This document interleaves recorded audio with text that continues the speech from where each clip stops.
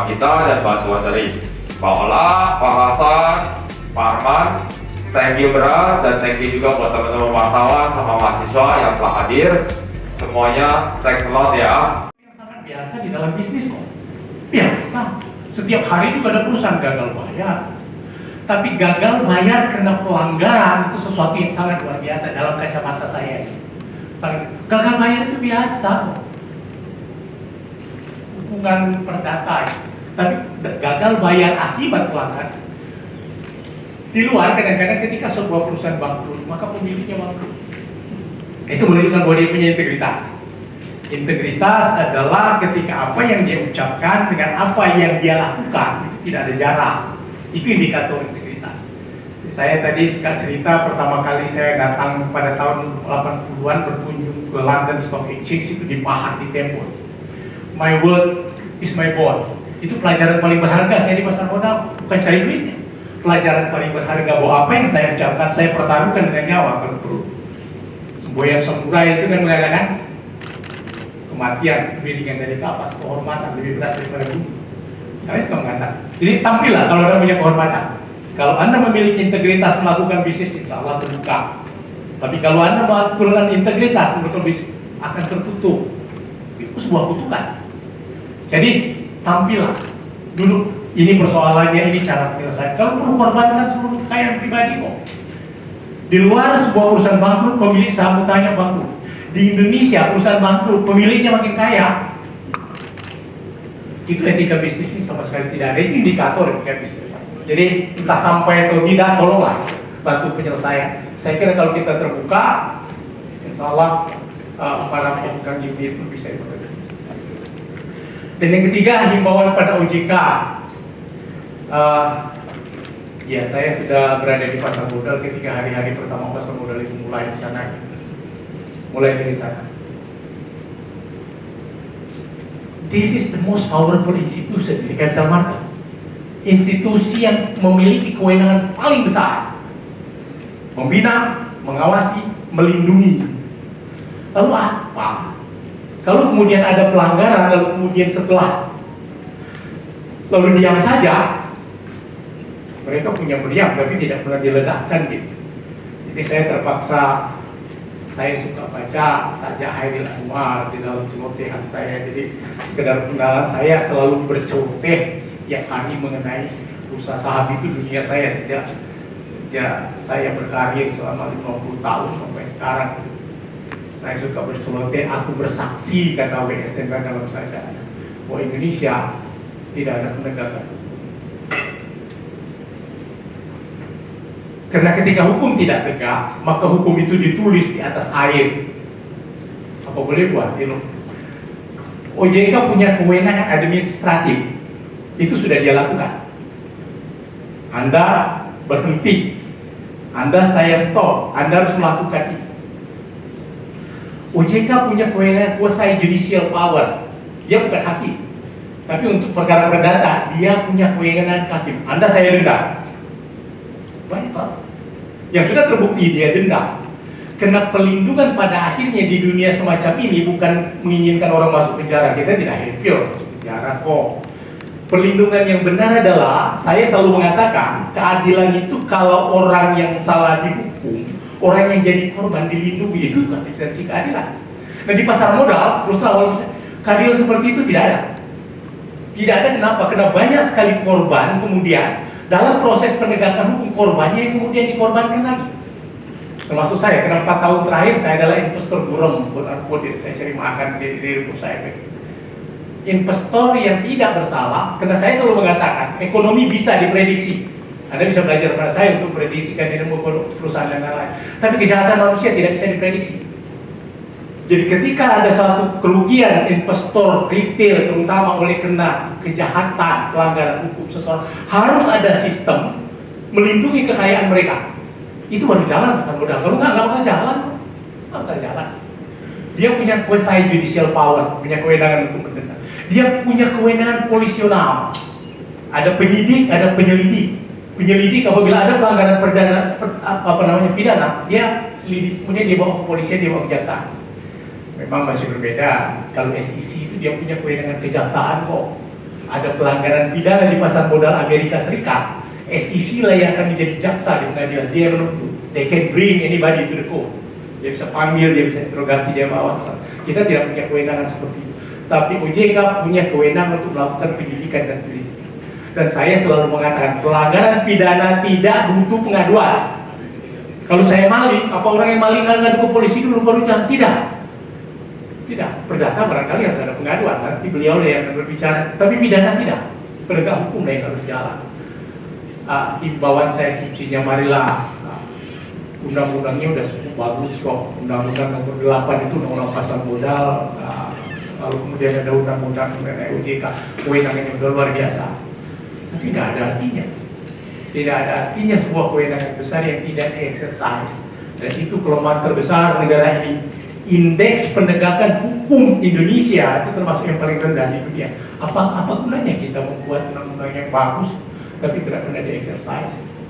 Dan mudah-mudahan himbauan ditegakkanlah hukum melindungi masyarakat.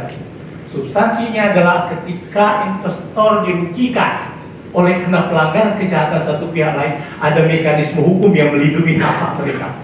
Itu poin yang paling penting. Izin Pak Hasan, Mas Jackson, Mbak Ola, ada Pak Sawiji juga hadir di sini, para investor yang saya muliakan, rekan-rekan media, wartawan, kemudian adik-adik mahasiswa yang hadir. Mudah-mudahan ini bisa menjadi kajian-kajian di kampus ya. Menarik sekali impact dan beberapa runtutan dari peristiwa ini. Saya menyambung dari Pak Hasan tadi, tapi bahasanya mungkin akan lebih stressing kepada hukumnya, gitu ya. Walaupun Pak Hasan tadi secara irisannya antara investasi dan hukum itu sudah kelihatan. Kita sudah mulai kelihatan duduk persoalannya. Saya memberikan ada 9 kata kunci, tapi singkat-singkat saya sampaikan karena mengingat waktunya. Pertama, kata-kata trust, ya, kepercayaan. Tadi disampaikan oleh Pak Hasan sebagai integritas. Ini kan sebagai modal utama, bukan modal uang sebenarnya. Modal utama, kekayaan utama dalam berbisnis. Uang hilang bisa dicari, ya. Tetapi kalau kepercayaan hilang, runtuhlah semua bisnis yang terkait. Dan ini hanya menunggu waktu menurut saya. Minapadi itu sudah membangun integritas yang cukup lama, cukup panjang. Tetapi kenapa di ujung ini, ya, dia seakan-akan mengabaikan itu. Anda bisa lihat, hadirin bisa lihat. Buka webnya Minapadi Asset Management. Kita masuk ke kata kunci yang kedua adalah good corporate governance. Kalau Anda buka di situ, visinya menjadi perusahaan aset manajemen yang terdepan dan menjadi acuan bagi investor dan perusahaan sejenis. Itu misinya. Visinya apa? Berpegang teguh pada prinsip-prinsip good corporate governance. Percaya nggak kita sekarang jadinya? Kedua, misi yang kedua menyediakan produk investasi yang berkualitas dan inovatif. Jadi Bapak Ibu sekalian, DCG itu kan masalah transparansi, masalah fairness, akuntabilitas, ya, responsibility, profesionalitas dalam mengelola investasi, dan pelayanan terbaik buat para investornya atau nasabahnya. Nah, apakah DCG ini sebagai slogan saja atau pajangan saja yang tidak untuk diimplementasikan? Sayang, itu masih tayang loh di webnya Minapadi. Ya, kalau saya sebagai orang Minapadi itu malu saya untuk masih menayangkan seperti itu ya. Kemudian ya berikutnya, itikat baik. Tadi sudah sempat disinggung. Ada nggak itikat baik dari Minapadi Asset Management? Itikat baik itu adalah suatu kejujuran, ya, suatu kejujuran. Sebenarnya niatnya mungkin jujur, ya. Ada niat dari Minapadi untuk melakukan itikat baik. Tetapi itikat baik itu harus diukur dari tindakan, bukan dari kata-kata, bukan dari niat, tetapi diimplementasikan. Itu yang namanya itikat baik. tindak tanduknya mengimplementasikan itu. Nah, kalau sudah kejadian seperti ini, ya ada nggak musyawarah mufakat? Ya, musyawarah dengan nasabah korban, terbuka semuanya, ya, dengan itikat baik tadi, membahas persoalan secara bersama demi mencapai kesepakatan bersama. Nah, itu yang beberapa kali saya konfirm kepada nasabah, sepertinya tidak dilakukan. Jadi kita sesalkan, ya. Kemudian kita sebenarnya kan juga ada badan arbitrase, ya. Badan arbitrase untuk menyelesaikan sengketa perdata di luar peradilan. Kita tidak ingin masuk langsung kepada masalah pidana atau tuntutan menuntut dan segala macam. Kita tetap nasabah ini saya lihat cukup sabar, ya. Dan ini sudah memasuki tahun kedua malah dari sejak diumumkan pembubaran oleh OJK. Nah, kemudian mediasi. Nah, mediasi juga nggak jalan sepertinya. Siapa mediatornya? Nggak ada kayaknya, ya. Nah, ini hal-hal yang sebenarnya langkah-langkah yang perlu dilakukan. Tetapi karena nasabah melihat gelagat dari Minapadi tidak kelihatan, ya, akhirnya ya seperti ini, kita mulai conference, mulai digulirkan dan lain sebagainya, dan masih belum ada titik terangnya. Kemudian yang saya himbau lagi kepada Minapadi adalah compliance, ya. Patuh terhadap aturan, patuh terhadap keputusan yang dikeluarkan oleh OJK, ya. Jadi ini saya berikutnya adalah himbauan saya kepada Minapadi adalah menjalankan perintah dan keputusan OJK. Ini yang belum. Padahal OJK sudah memberikan keputusan dan perintah yang jelas. Dan ini sepertinya tidak dilaksanakan, ya.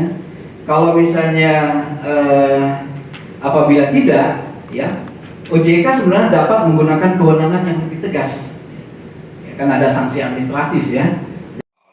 Pak Hasan maupun Pak Arman yang sudah membantu kita. Kalau beliau-beliau ini mereka lebih expert, lebih ahli di bidangnya masing-masing. Kalau kita adalah nasabah awam. Jadi saya akan berbicara dalam arti dan konteks yang lebih awam. Apa yang kita rasakan. Nah, materi ini kita siapkan ini untuk menunjukkan lebih jelasnya kenapa kita bikin judul kasus pelanggaran atau gagal bayar.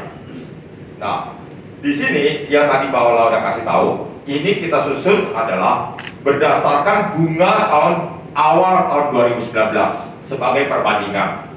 Jadi kalau dibilang nasabah greedy atau tidak, kita bisa lihat perbandingannya. Ini 6 bulan 10%, 1 tahun 11%. Sedangkan yang lain memberikan bunga mungkin agak lebih rendah 1 atau 2 poin. Kenapa nasabah memilih menabung di Minapadi? Itu karena mereka menjual sudah terdaftar dan diawasi oleh OJK. Jadi sebagai human being, businessman ataupun teman-teman yang bekerja, semua orang selalu sama. Kalau ada peluang, kita pasti menggunakan peluang itu, tapi dalam koridor hukum yang jelas. Dan kita melihat adalah perbandingannya hanya 1 atau 2 poin. Jadi menurut kita di sini ada keamanan, kita bukan nabung di tempat yang money game atau whatever yang tidak jelas. Nah, kedua yang mau saya highlight di sini adalah masalah tadi pelanggaran atau gagal bayar.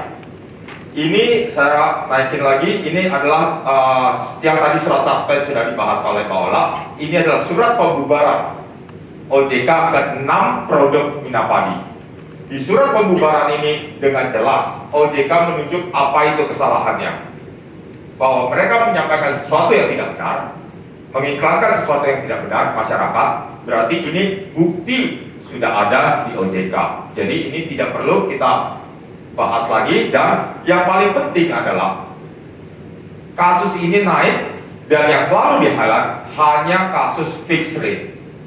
Ternyata setelah kita pelajari, kasus ini tidak hanya kasus fixed rate. kalau kita pelajari dari surat ini adalah multidimensi kesalahannya. Di sini tertulis jelas kesalahan dari pihak utama pengendali. Apa itu kesalahannya? Sorry, saya baca di sini. Ini berat sekali. Mempengaruhi dan atau menyuruh pihak utama pengurus, pihak utama pejabat, dan atau pegawai LJK untuk menyembunyikan dan atau mengaburkan pelanggaran dari suatu ketentuan atau kondisi keuangan dan atau transaksi yang sebenarnya. Ini berat sekali.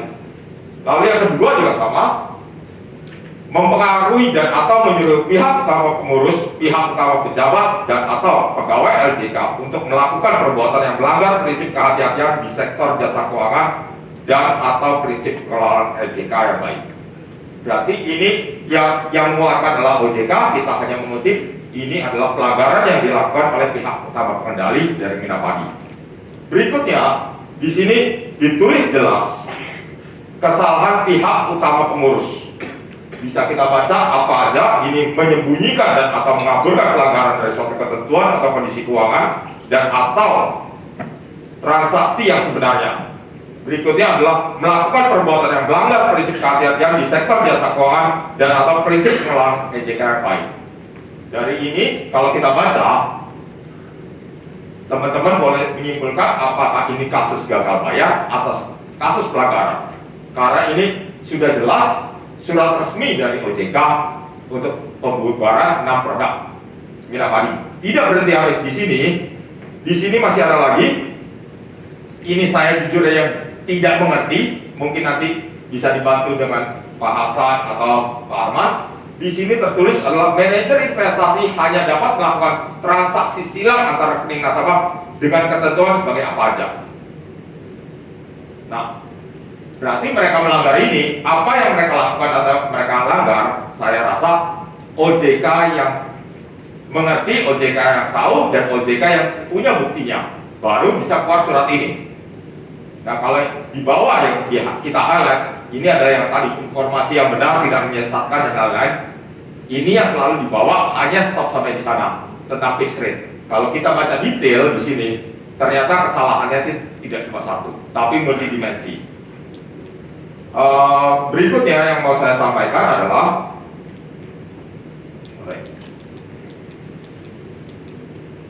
ini yang tadi disebut pihak utama pengendali dan pihak utama pengurus itu siapa aja. Ini saya nggak tahu benar atau salah. Kita susun berdasarkan pengetahuan kita yang terbatas dengan teman-teman. Yang kita lihat adalah seperti ini. Jadi pihak Minapadi Manajemen ini komisarisnya, direkturnya, lalu ini pemegang saham mayoritas, ini berikutnya dipunya oleh Minapadi Investama. Mungkin ini menjawab pertanyaan Mbak Ola tadi. Perusahaannya banyak sekali Mbak Ola, dan perusahaan ini dimiliki oleh orang-orang ini. Nah, dari pembacaan kita, pengertian kita, yang kita simpulkan adalah pembubaran dan likuidasi 6 produk ini bukan karena gagal bayar. Ini karena kasus pelanggaran, sudah tertulis jelas di suratnya. Dan ini terjadi adalah pada akhir 2019.